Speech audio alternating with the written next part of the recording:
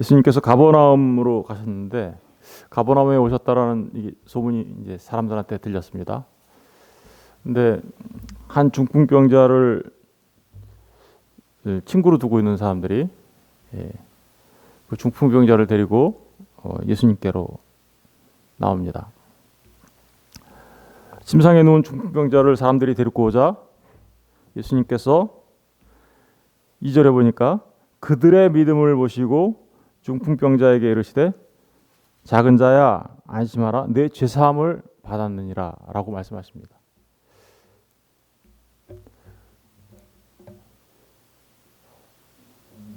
죄사함의 권세를 가진 주님께서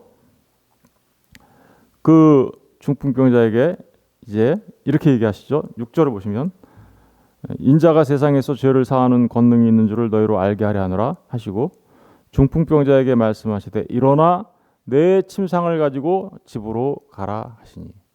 그러니까 주님께서 죄사함을 받았느니라 라고 말씀하시고 죄사함의 권세가 있음을 이제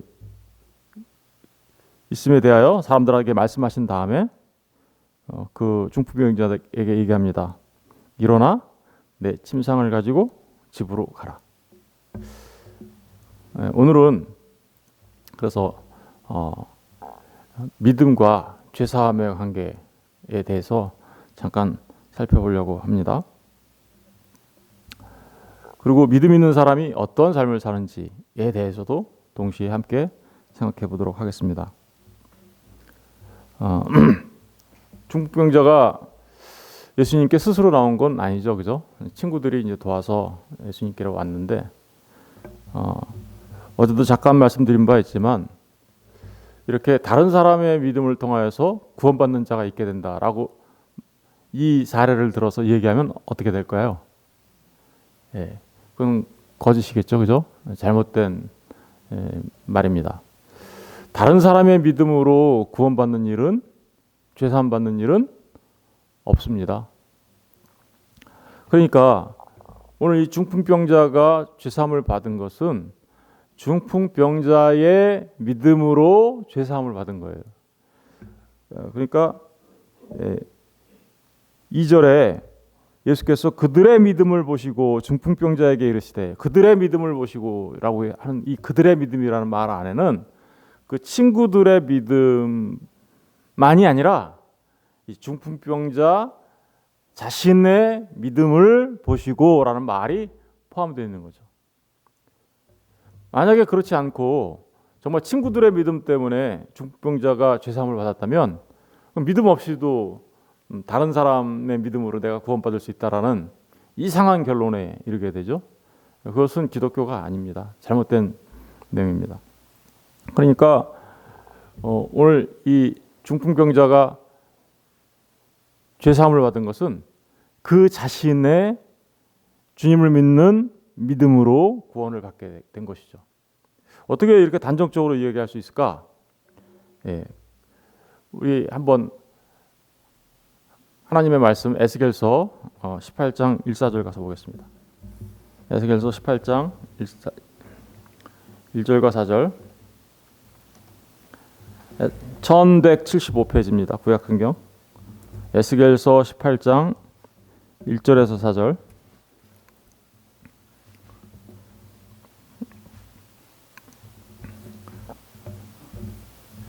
우리 다 같이 읽겠습니다. 시작. 또 여호와의 말씀이 내게 임하여 이르시되 너희가 이스라엘 땅에 관한 속담에 이르기를 아버지가 신포도를 먹었으므로 그의 아들의 이가 시다고 함은 어찌 됨이냐? 주 여호와의 말씀이니라. 내가 나의 삶을 두고 맹세하노니 너희가 이스라엘 가운데에서 다시는 이 속담을 쓰지 못하게 되리라. 모든 영혼이 다 내게 속한지라. 아버지의 영혼이 내게 속함 같이 그 아들의 영혼도 내게 속하였나니 범죄하는 그 영혼은 죽으리라. 아멘.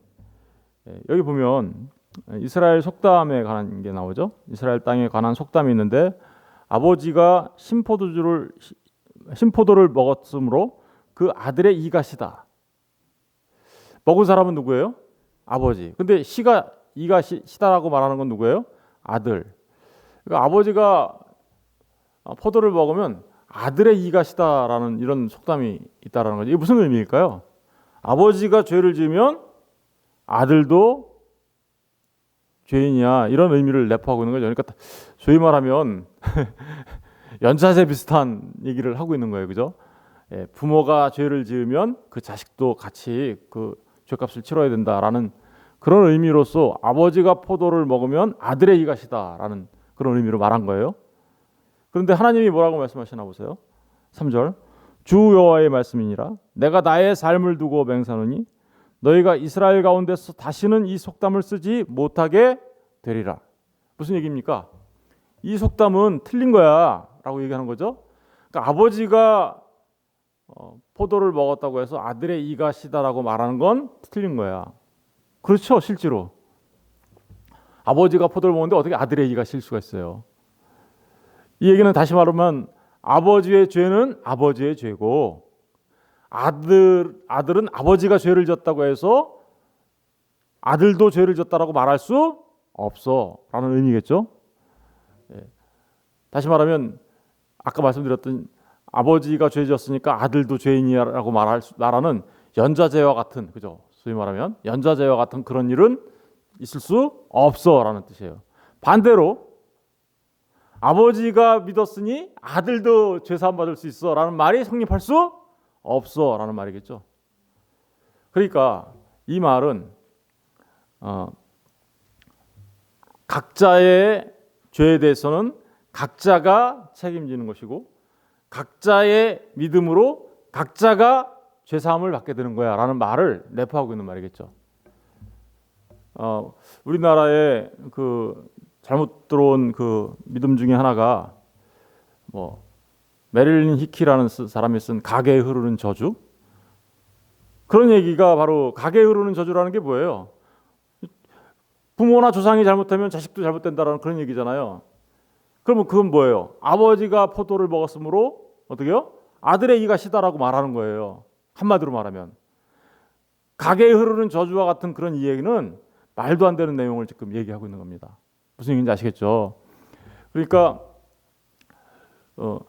우리 모두는 각자 한 사람 한 사람이, 그죠? 다 하나님 앞에 죽었던 자, 다시 말하면 죄인으로 태어났고 각자의 죄에 대해서 책임이 있는 거예요.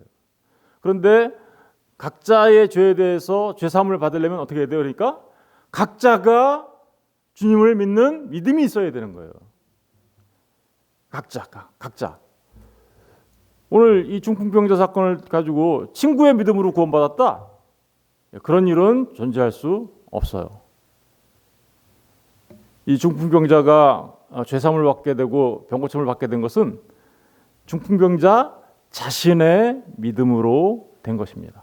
물론 친구들이 함께, 친구들도 예수님을 믿은 거예요. 그러니까 이 중풍병자만 죄사함을 받은 게 아니라 사실은 누구도 죄사함 받은 거예요. 그 친구들도 죄사함 받은 거예요. 사실은 예수님을 그들도 믿었기 때문에. 바로 그렇게 각자의 믿음에 의해서 각자가 하나님 앞에 죄사함을 받게 되는 것이지,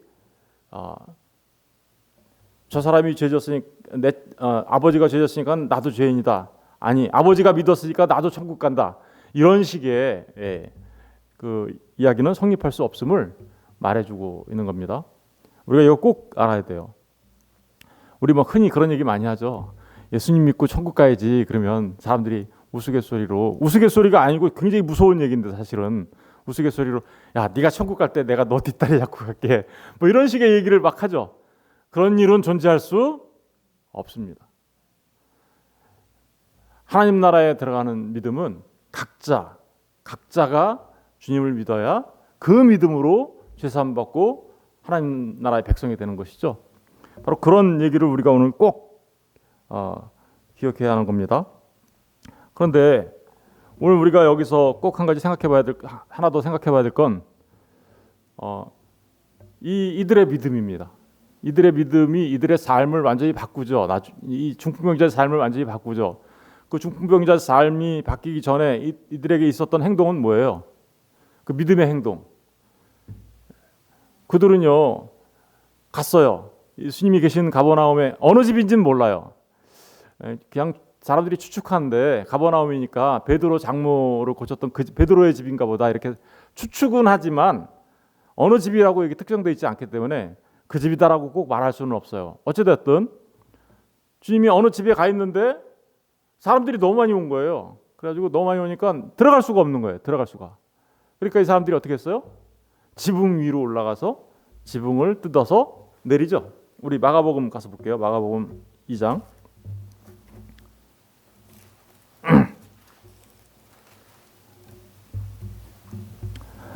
마가복음 2장 3절부터 읽어볼게요. 3절부터 사람들이 한 중풍병자를 네 사람에게 메워 가지고 예수께로 올세 무리들 때문에 예수께 데려갈 수 없으므로 그죠? 사람이 너무 많아가지고 데려갈 수 없게 되었어요. 그 계신 곳에 지붕을 뜯어 구멍을 내고 중풍병자가 누운 상을 달아 내리니 예수께서 그들의 믿음을 보시고 중풍병자에게 이르시되 작은 자야 내 죄사함을 받았느니라 하시니. 그러니까 주님이 이들의 믿음을 봤어요. 그죠? 그 믿음은 이제 중풍병자의 믿음을 포함하는 겁니다. 각자. 그런데 이들이 주님께 나아가기 위해서 어떻게 했습니까? 이 지붕을 뜯어서 구멍을 내고 내렸어요. 여러분, 우리는 흔히 예수님 믿어. 말로는 그렇게 믿는다고 잘 해요. 그런데 정말 믿는 사람이라면 이렇게 주님을 찾고 구하는데 지붕을 뜯습니다. 다시 말하면 믿음을 가진 사람들은 그 믿음에 따라 삶을 살게 돼 있고 그 믿음에 따라 열심을 내게 돼 있다는 사실을 우리에게 알려주고 있는 것이죠. 열심에는 두 종류의 열심이 있어요. 방향을 잃은 열심이 있어요. 방향을 잃은 열심이라는 건 뭔가요? 그렇죠. 이스라엘의 유대인과 서기관들, 바리새인들 이 사람들이 예수님을 알지 못하고 하나님을 믿는다고 하면서 하나님을 경외한다고 하면서 그저 희생제사 잡고 그저 율법을 613개 아니 2134개로 만들어서 열심히 지키기만 하면 자기들이 하나님께 할 것을 다 한 것이다라고 생각하는 그 잘못된 열심, 그죠? 방향을 잃어버린 거예요. 그 방향을 잃어버린 열심이 어떻게 보면 종교적으로 보면 굉장히 열심 있게 보입니다.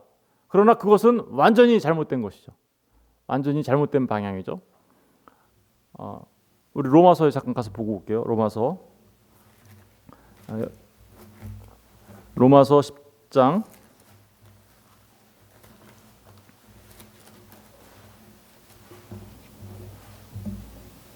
로마서 10장 2절과 3절을 읽어보겠습니다. 다 같이 시작. 내가 증언하노니 그들이 하나님께 열심히 있으나 올바른 지식을 따른 것이 아니니라. 하나님의 의를 모르고 자기 의를 세우려고 힘써 하나님의 의에 복종하지 아니하였느니라. 여기 보니까 열심히 있는 사람들 있죠. 그런데 그 열심이 올바른 지식을 따른 것이 아닐 때, 다시 말하면 하나님의 의를 모르고 자기 의를 세우려 할 때 그것은 하나님의 의에 복종하지 않은 것이다. 잘못된 열심을 말하는 거죠. 올바른 지식을 알지 못해요. 이런 삶을 우리는 종교생활이라고 해요. 그런데 진짜 열심이 있죠. 진짜 열심은 뭔가요? 이렇게 주님에 대하여 바른 믿음을 갖고 있는 사람들이 그 바른 믿음대로 삶을 살아가고 바른 믿음대로 행하는 것, 그걸 진짜 열심이라고 얘기할 수 있는 거예요. 종교생활하는 사람들이 열심을 가지니까 그들이 믿음이 좋은가 이렇게 생각할 수 있는데 방향이 잘못되면 그것은 온전한 믿음의 생활이라고 말할 수 없어요. 다시 말하면 주님을 잘 알지 못하는 상태에서 하나님의 말씀을 알지 못하는 상태에서 올바른 지식을 따르지 않는 상태에서 믿는 믿음 그리고 그것에 따른 열심은 그건 바른 것이라고 말할 수 없습니다. 그러나 주님께 대하여 바르게 알고 그리고 또 바르게 그렇게 알면 나는 알았어 하고 멈추는 사람들이 굉장히 많이 있어요. 그죠? 나는 예수님을 알고 이제 예수님을 믿어. 그런데 삶에는 아무런 것이 안 나타나요. 그 또한 잘못된 것이죠. 정말 믿는 사람들이라면 그들은 정말 주님을 찾고 찾는데 이렇게 지붕을 뚫는다니까요.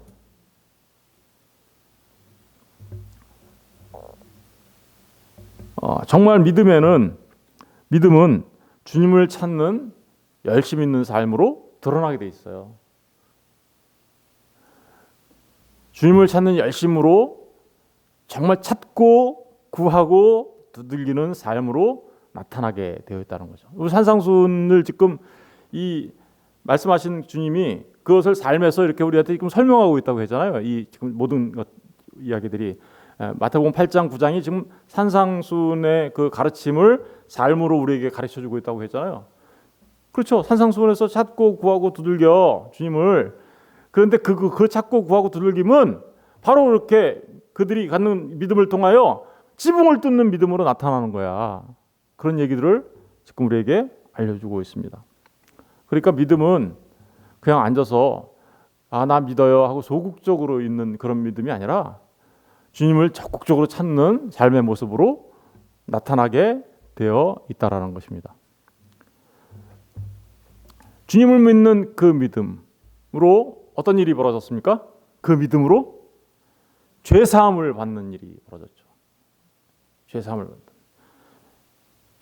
우리가 늘 초점을 맞춰야 될 것은 병 고침을 받는 것도 중요하지만, 그렇죠? 우리가 아픈데 병 고침을 받는 거 중요해요. 그런데 정말 중요한 건 뭐예요? 병 고침을 받는 게 중요한 게 아니라 더 중요한 건 뭐예요? 죄 사함을 받는 일이에요. 그래서 하나님 앞에 의롭다 여김을 받는 일이에요. 죄 사함을 받는다. 죄 하마르티하고 사함이라는 게, 사함이라는 단어가 아피에미라는 단어예요. 아피에미라는 단어인데 그 단어는 아포라는 말과 시에미라는 말 두 개가 합쳐진 거예요. 아포라는 말은 뭐뭐로부터라는 뜻이고요. 시에미라는 것은 보내다라는 뜻이에요. 보내다. 그러니까 죄 사함이라는 얘기는 뭐예요? 그 죄인으로부터 죄를 멀리 보내버리다, 이런 뜻이에요. 우리 레위기에 가서 보시면 대속죄일 날 염소 2마리를, 한 마리는 잡아서 번제단에 태워서 하나님 앞에 향기로 드리고, 그리고 그 피를 들고 어떻게요? 제단 앞에 나가죠. 지성소에 들어가죠. 그런데 한 마리는 어떻게요? 한 마리는 멀리 보내버리죠. 멀리 보내죠. 무슨 얘기예요? 내 죄를 이렇게 안수를 했는데 내 죄를 가진 이 염소가 멀리 가버리죠. 바로 그런 얘기를 하고 있는 거예요. 죄삼이란 그 믿음을 갖게 되면, 주님을 믿는 참된 믿음을 갖게 되면 그렇게 우리의 죄가 저 멀리 보내져 버리는 거죠. 멀리 보내고 떠나가게 하다, 그죠? 가게 하다, 이런 말이에요. 떠나가게 하다. 그러니까 사람은 여기 있는데 믿는 사람은 여기 있는데 그 믿는 사람으로부터 죄가 멀리 가버렸어요. 그럼 어떻게 된 거예요? 그걸 갖다가 용서라고 하는 거예요. 용서. 죄를 사함받았다, 이렇게 얘기하는 거죠. 이 죄 사함받는 일은 바로 그런 의미를 갖고 있습니다. 그러니까 이제 죄와는 어떻게 해요? 더 이상 죄에 대해서는 더 이상 상관이 없는 자체. 그러니까 이 얘기는 다시 말하면 완전한 자유를 누리게 되는 거죠. 죄로부터의 완전한 자유, 그죠? 완전한 죄로부터 완전한 해방. 그래서 로마서 8장에 그렇게 얘기하는 거예요. 죄와 사망의 법에서 생명의 성령의 법이 우리를 어떻게요? 해방하였다라고 얘기하는 거예요. 로마서 8장 1절에서. 이게 예수 믿는 사람들이 진리 안에서 진리가 너희를 자유케 하리라는 말의 진짜 의미예요. 저와 여러분이 그렇게 주님을 찾고 구하고 믿는 사람들이십니까? 그러면 주님께서 그 죄를 저 멀리 보내셨어요. 우리를 어떻게 보내셨나요? 주님이 죄를 사하실 수 있는 권세를 가지고 계시기 때문이죠. 우리가 한 가지 이제 생각해봐야 될 것은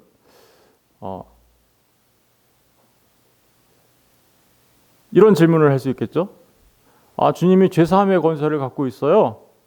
그러면 굳이 십자가에 달려서 이렇게 죽으실 필요가 있나요? 주님이 가끔가다 그런 질문을 하시는 분들 많이 제가 만나요. 하나님은 전능하시다. 그죠? 못하실 일이 없으시잖아요. 그죠? 그리고 또 하나님은 사랑이시다. 하나님이 우리를 사랑하시고 전능하신 하나님이시라면 그냥 그래 알았어, 내가 너희들 죄를 다 사해 줄게, 멀리 보내버리면 되지. 그죠? 이렇게 하시면 안 되나요?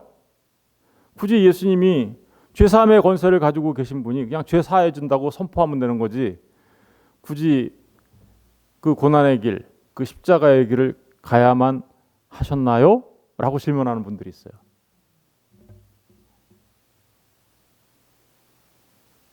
어떠신가요? 죄사함의 권세를 갖고 계시고 전능하시고 사랑이 많으세요. 그냥 여러분 그렇게 하실 수 있나요? 이런 부분들의 질문에 대하여 우리가 잘 정립하고 있어야 되겠죠.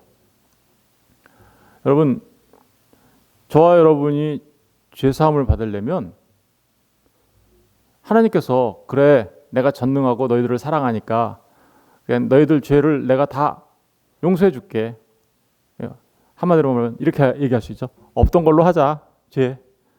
이렇게 하실 수 있나요? 그러면 어떤 일이 벌어지나요? 만약에 하나님이 그렇게 하시면. 공의로우신 하나님은 의로운 것에 대하여 의롭다 얘기하셔야 되고, 불의한 것에 대하여서는 불의하다라고 얘기해야 되는 거죠.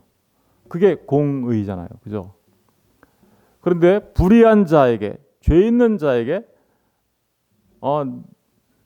불의한 자를 의롭다고 그냥 얘기해 주시고, 죄 있는 자를 죄 없다라고 말하시면 그 하나님은 어떤 하나님이 되시는 건가요? 불의한 하나님이 되는 거예요. 그렇죠? 불의한 하나님. 그런 일을 하시면 사랑을 베푸시고 전능하심을 드러내는 건 좋은데, 그렇게 되면 하나님은 불의한 하나님이 되죠. 그냥 그러니까 어떻게 하신 거예요? 하나님이 우리의 죄를 사함받게 하기 위하여 너희들에 대한 죄에 대한 책임을, 죄책, 그죠? 너희들의 죄에 대한 책임을 내가 가지고 와서 내가 그 죄에 대한 대가를 내가 치룰게 라고 한 게 뭐예요? 그게 바로 십자가인 것이죠. 하나님이 전능하세요. 그리고 사랑이 많으세요. 우리를 사랑하셔서 죄를 용서해 주고 원하셔요. 그런데 그냥 하실 수는 없는 거예요. 왜냐하면 그냥 하시면 불의한 하나님이 되시니까. 그러니까 그 사랑하신 하나님이 우리를 십자가에 달아야 하는데, 그죠? 우리를 심판해서 죽음에 이르게 해야 되는데, 우리를 대신하고 대표해서 하나님이 사람으로 오셔서 우리를 대신하려면 어떻게 해야 되나요? 죄 있는 자를 대신하려면 죄 없는 자가 대신해야 되는 거예요. 죄 있는 자를 죄 있는 자가 대신할 수 없어요. 왜요? 그 죄 있는 자 또한 자기 죄 때문에 죽어야 하니까. 그죠?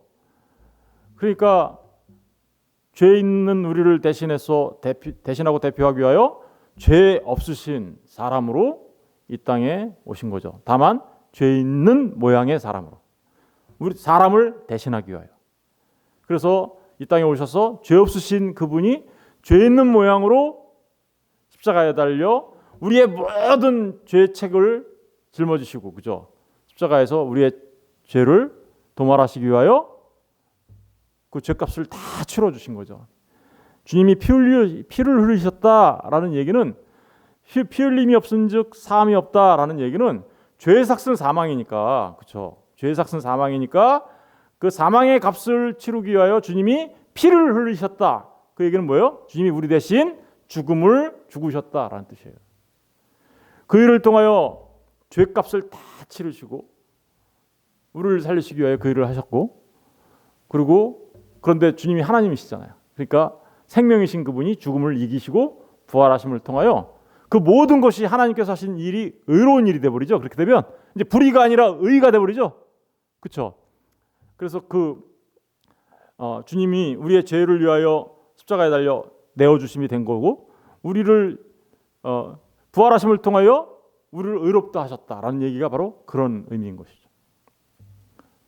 그러니까 우리가 죄사함 받은 거는 죄사함의 권세를 가진 예수님이 그저 그냥 말로만 내가 너희들 죄 사해 줄게라고 한 게 아니라, 사실은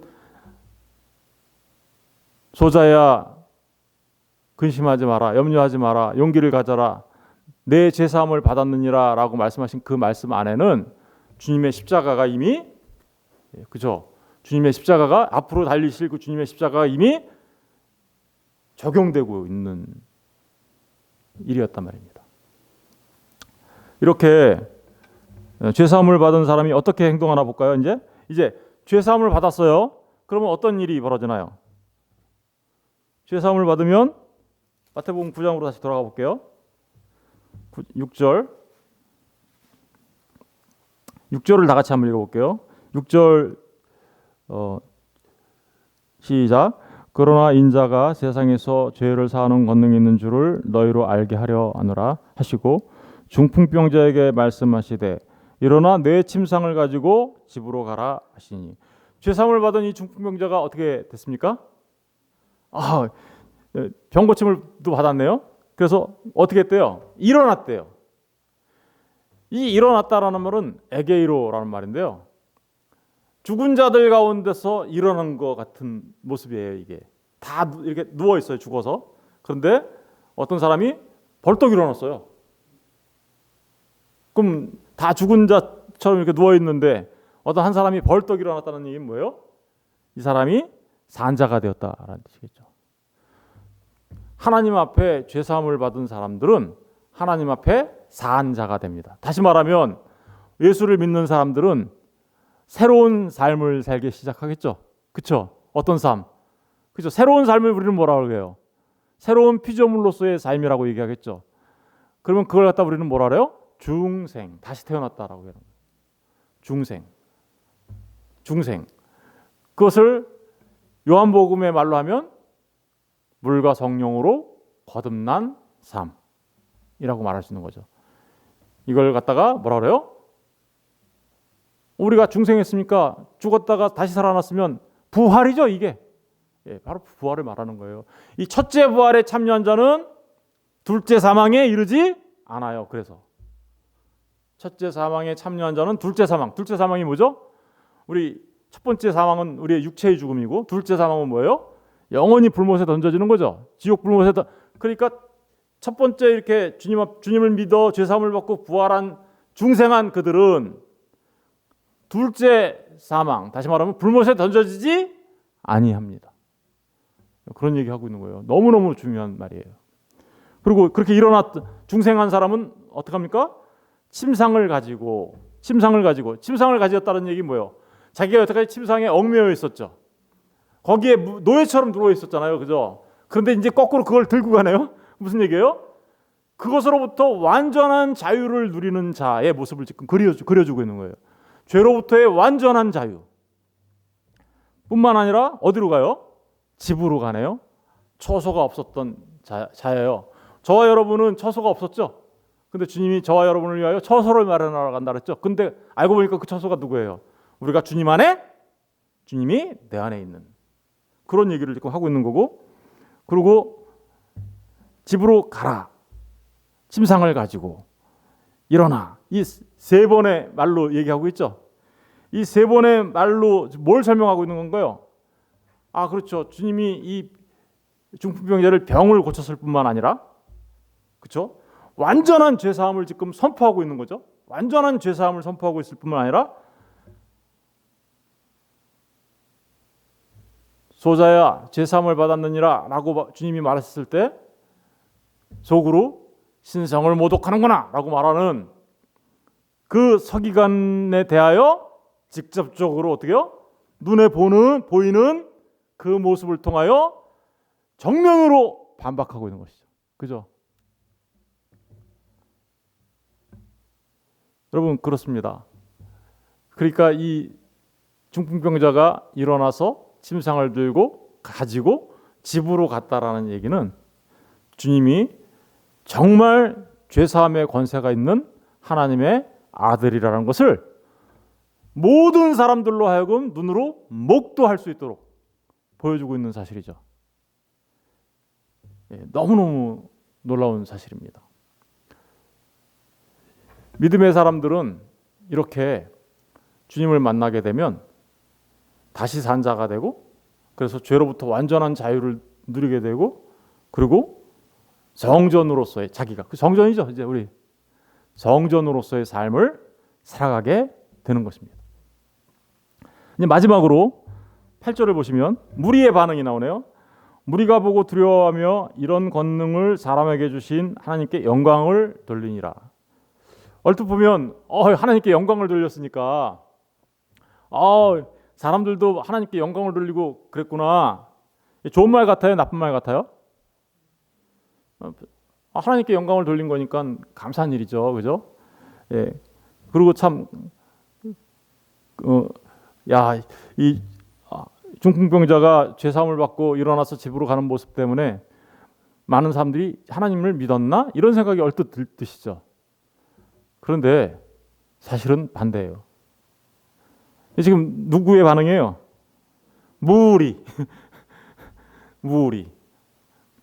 무리가 보고 두려워하며 이런 권능을 사람에게 주신 하나님께 영광을 돌리라. 이런 권능을 사람에게 주신 무리들은 뭘 봤을까요? 그렇죠. 중풍병자가 일어나서 침상을 들고 집으로 가는 모습을 봤겠죠. 그죠? 그러면 그들은 거기서 뭘 봤을까요? 질문할게요. 첫 번째, 죄사함의 권세가 있는 예수님을 보았다. 두 번째, 예수님은 병을 고쳐주시는 분. 뭘 봤을까요?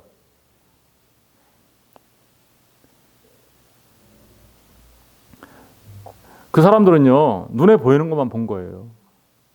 그저 병 고친 것만 본 거예요. 그러니까 이 병 고치는 권세를 준, 이 권세를 사람에게 준 하나님께 영광을 돌린다. 뭐는 놓치고 있는 건가요? 정말 이 땅에 우리를 죄로부터 구원하러 오신 메시아 되신 예수 그리스도는 놓치고 있는 거죠. 그렇죠?